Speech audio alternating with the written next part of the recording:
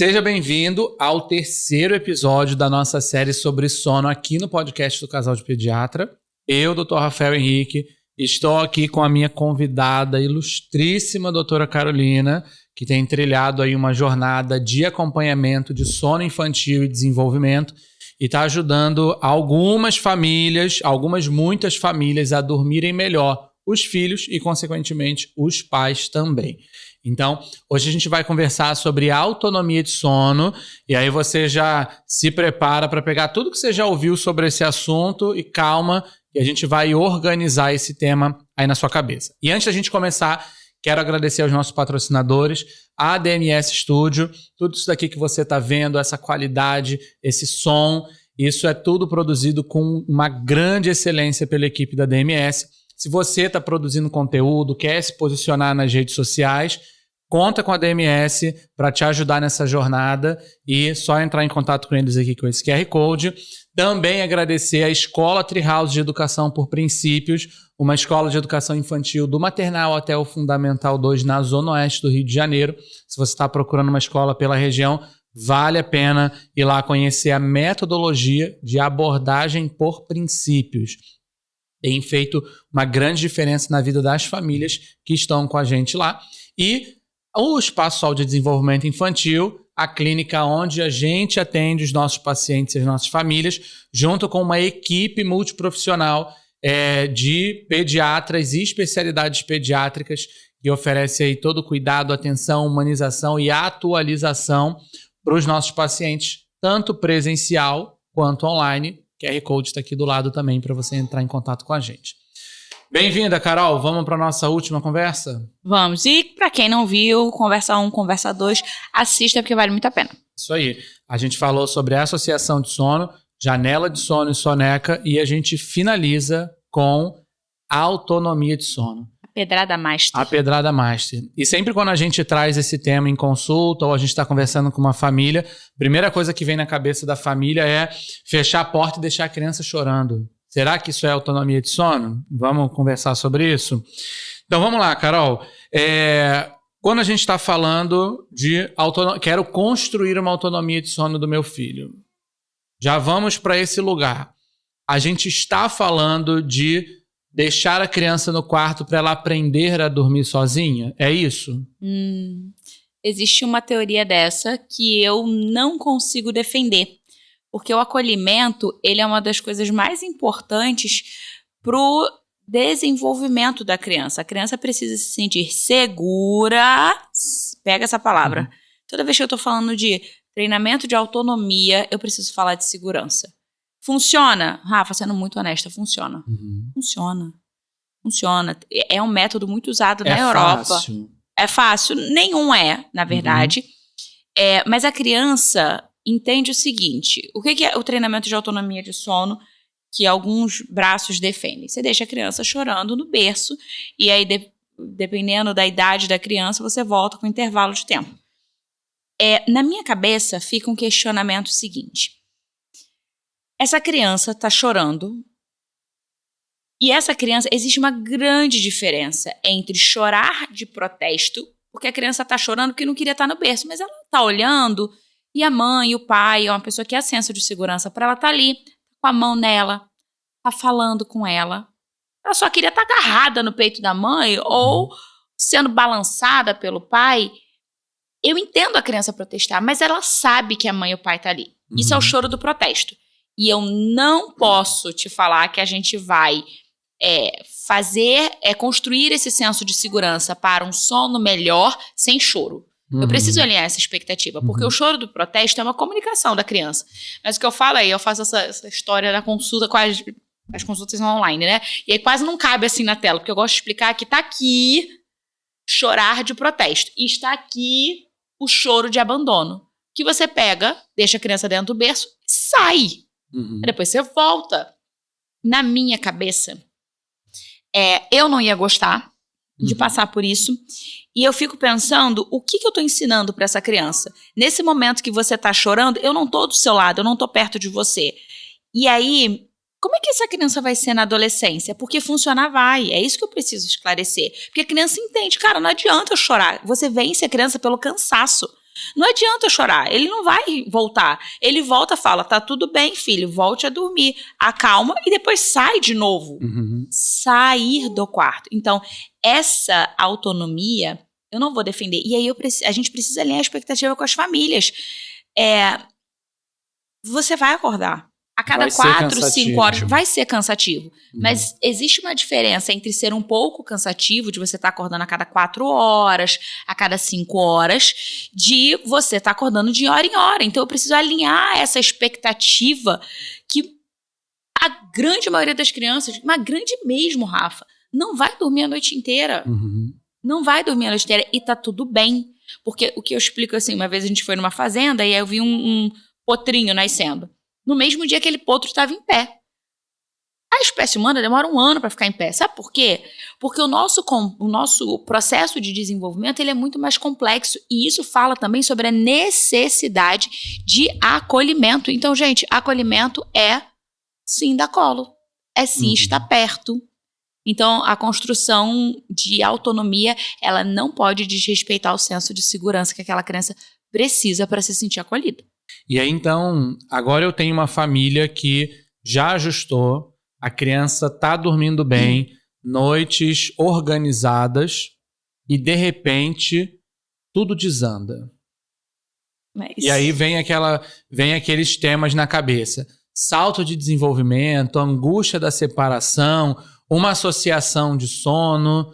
Fala um pouquinho sobre isso, quando as coisas estavam caminhando bem, mas desandaram. Tudo perdido? Não. Sempre acontece, né? Isso. E eu falo que as opções para retroceder sono são infinitas. Infinitas. De um resfriado, de um salto, de uma vacina, de um dente nascendo, de uma mãe que voltou a trabalhar. Até quando isso pode acontecer? Aí eu sempre falo na consulta para acolher. A gente teve uma vez que, às vezes, Pedro via um desenho que chamava Detetive Labrador. Ele já tinha 3 anos e alguma coisa. E aí, ele piorou absurdamente o sono, e a gente sem entender, ele já dormia a noite inteira, ele começou toda noite a acordar e ir pra nossa cama, não querer sair da nossa cama, até a gente descobrir que uma noite ele virou e falou assim, trancou a porta? Aí a gente, por quê? Porque eu não quero ser sequestrado, porque o filhotinho da Dona Pata, desse desenho, foi sequestrado. Então, eu falei, cara, sério que tá me dando um bom trabalho de sono por conta disso? Então, independente do que aconteceu, para eu ter um retrocesso de sono, eu preciso... Aí você volta pro episódio anterior. Eu preciso construir de novo o senso de segurança. Adormecer no local que eu vou despertar. E aí agora, já tendo essa conversa de autonomia, eu vou ensinar para o meu filho que tá tudo bem estar no berço dele. De que eu tô aqui do lado, que ele pode dormir aqui. Que aqui é um lugar seguro. E trazer um ponto bem polêmico. E que foi a nossa maior mudança, acho que, Rafa, do primeiro para o segundo filho. Muitas vezes a criança só tem como senso de segurança a mãe. Isso é ruim para o relacionamento de pai e filho. Isso é ruim porque a mãe fica sobrecarregada. Isso é ruim em diversos aspectos da família mesmo, assim. Então, o Pedro, a gente foi ensinar para ele que você também era senso de segurança dele com 1 ano e pouco. E aí eu falo, e tem uma questão dos 3 dias, porque é uma questão da formação da rede neural, de entender que aquilo também é saudável, aquilo também é bom, aquilo também pode acontecer. O Pedro chorou, eu lembro que a primeira noite ele chorou 1h19, ele já tinha 1 ano e pouco, ele andava. E eu lembro que o Rafa deixou ele andar pelo quarto, aí ele abraçava o Rafa, chorava, gritava. Primeira noite foi caótica, a segunda menos, e a terceira ele já adaptou. Nisso, a partir dali ele entendeu, meu pai também é meu senso de segurança. Quando a gente teve o João, desde o início, eu saía de cena para ele aprender que o meu pai também é meu senso de segurança. Então, às vezes, a gente fala de autonomia, já querendo sair do... Meu senso de segurança é só estar mamando no colo da minha mãe para dentro do berço. E aí eu preciso, por exemplo, de um degrau. Em vez de... Eu falo que é uma escada desse tamanho, eu quero descer tudo de uma vez. Cara, desce um primeiro. Bota o pai. Deixa o pai ser também senso de segurança, porque às vezes a gente quer tirar essa criança de peito com a mãe, direto pro berço e colocar a figura do pai. vamos construir uma etapa por vez, vamos respeitar 3, 5 noites para essa criança entender, e aí a gente vai fazendo essa construção e a gente entende que vai ter choro, mas ele sabe que tem choro ali do lado. Às vezes, quando o processo é muito difícil, eu peço, dá para botar um colchão do lado do pai, da criança, para a criança acordar e ver, meu pai tá aqui. Então, é um processo de autonomia, não deixa de ser de autonomia, mas pela construção de segurança, sem afetar a percepção de acolhimento, de eu estou me sentindo acolhido, logo eu estou seguro, entendeu? E aí, já chegando no fim dessa nossa série, tenho certeza que quem assistiu os 3 episódios já conseguiu fazer alguns ajustes, já conseguiu, com certeza, melhorar o padrão de sono de casa. E aí, para a gente encerrar, a família que assistiu, executou, mas ainda tem alguma questão desconfortável. Quando procurar ajuda para organizar o sono da casa? Quais são os sinais de alerta que uma família com um bebê menor de 1 ano, menor de 6 meses, uma família com uma criança maior de 3, 4 anos, quando que a família precisa daquela sensação assim, eu preciso de um especialista para ajudar, me direcionar?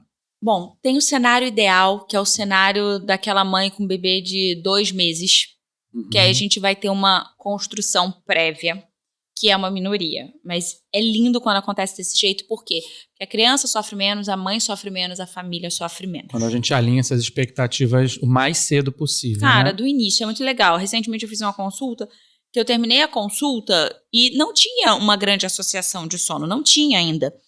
E aí o que eu fiz foi, eu já ajustei de acordo com as demandas, o pai trabalhava o dia inteiro, chegava de noite, a mãe não tinha rede de apoio, então eu já ajustei os cenários possíveis, já fui fazendo essa questão, vai mudar, vai retroceder. Quando retroceder, você vai fazer, você vai fazer dessa forma, você vai de novo ensinar que dormir no lugar que eu vou despertar, para me dar segurança. Então, esse é o cenário ideal, porque aí depois eu falei, faz um chat GPT, pega a nossa conversa e faz um relatório, porque eu quero que você, nos próximos 2 anos, visite o que a gente desenhou para sua casa. Então, isso seria o ideal, mas eu sei que é minoria. Muitas vezes, Rafa, as pessoas chegam assim, eu pergunto, o que te fez decidir marcar consulta de sono? E aí, quando você vai olhar qual foi a primeira vez que a pessoa mandou uma mensagem, cara, tinha, 3 meses, 6 meses, que essa mãe já sabia que eu faço consulta de sono, mas essa mãe teve um ponto que fez ela marcar, e normalmente, Rafa, é assim, fiz uma coisa que me deixou muito triste por exaustão. Gritei com meu filho. E aí eu lembro que teve uma mãe que falou assim, Carol, meu filho, foi muito difícil engravidar. E meu filho é minha bênção. E eu tenho tratado ele de forma... Eu tenho sentido assim, cresce logo, porque eu tô muito cansada. E quando eu me vi fazendo isso, eu falei, cara, eu tô exausta, eu preciso de ajuda com sono. Então, primeira coisa pra mim seria, como está a saúde mental materna? Para mim se você não conseguiu ajustar, não sonegue, não brinque com a sua saúde mental materna, porque privação de sono não é brincadeira. Afeta a criança, afeta a mãe, afeta casamento. Eu já fiz inúmeras consultas, Rafa, que parte da consulta, e aí toda vez que o pai pode participar da consulta, eu peço para o pai participar, porque é uma oportunidade de relacionamento para toda a família. Várias consultas, Rafa, que o casamento estava assim... Casais, eu lembro de um casal que eles estavam juntos há 15 anos e sempre viveram muito bem e estavam pensando em se separar por privação de sono. De tão sério que gente. É muito absurdo, assim, o que causa. E a gente vai só sobrevivendo. Acho que a gente tá tão cansado que a mãe não consegue enxergar que, cara, eu vou perder meu casamento porque eu não durmo. Então, esse é um outro ponto, saúde mental materna. E o último ponto que eu falaria é o desenvolvimento da criança. Aquela criança que é uma criança que todo mundo, nossa, fulaninho é chato, né? Aquela criança que claramente está tendo prejuízo porque sem um sono de qualidade eu não tenho desenvolvimento, eu afeto crescimento, eu afeto cognição. Então, esses 3 pontos são pontos bem relevantes. E tá tudo bem pedir ajuda, Rafa, porque de fato é muito difícil. E sabe o que eu percebo? Que todas as mães que marcam consulta comigo, elas são mães muito estudiosas. E que conceitos básicos eu nem preciso falar, porque elas já sabem vários conceitos básicos. Então, na verdade, faltou repertório de como lidar com aquele problema naquela situação familiar. Doutora, meu marido chega em casa às 8 da noite, como é que eu vou botar meu filho para dormir às 7? Então, como é que a gente pode ajustar? Como é que a gente pode, naquela rotina, construir uma soneca ponte para não perder o convívio com o pai, entendeu? Então, de fato, é um tema muito difícil, que tem hora que só estudar te falta um pouco de repertório para desenhar um planejamento. E falando um pouquinho dos pacientes maiores, né, das crianças de 3, 4, 5 anos, hoje, como a gente tem bastante contato com a escola, a gente vê que, às vezes, um aluno que é mais irritado, um aluno que dá mais trabalho, um aluno que é mais bagunceiro, quando a gente, como médico, né, vai revisitar a rotina daquele aluno, ele não dorme bem. E ele não é TDA, né, Rafa? E aí ele estressa, ele pega aquela carga de estresse de uma noite de sono mal dormida e desconta isso no ambiente escolar. Antes de diagnósticos neurológicos, avalie como está o sono dessa criança. Sim. Pediatras que estão assistindo a gente, cuidado com o diagnóstico sem antes revisitar sono. E aí, quando a gente consegue intervir, a gente melhora a qualidade do sono, o feedback que a gente tem dos professores. Caramba, virou outra criança. O que você fez? A gente só colocou para dormir. E a criança rende, desenvolve, relacionamento social melhora. Quantas horas uma criança precisa dormir? Mesmo uma criança de 5, 6, 8, 9 anos, quantas horas a criança precisa dormir mais ou menos? A comunicação popular aí, o mito popular, né? 8 horas, 9 horas por noite que a criança precisa dormir. O ideal é chegar ali em 11 horas. Então, olha a galera que estuda de manhã, como a gente precisa ter atenção. Se a criança entra às 7h30, por exemplo, você acordou às 6h30. E olhe lá. Então, 6h30, teu filho tem que dormir 7h30. Então, muitas crianças não dormem essas 11 horas. E é isso. Às vezes perdem 2, até mais do que 2 horas. Então, isso afeta. Não tem jeito, né? Então, muito obrigado por ficar com a gente aí ao longo dessa série. Espero que tenha ajudado. E mais uma vez, se depois de tudo isso que você ouviu, você quiser ou precisar de ajuda para organizar o sono da sua casa, pode contar com a gente. O contato está aqui embaixo. E até a próxima série de vídeos aqui no podcast do Casal de Pediatras. Até a próxima. Tchau.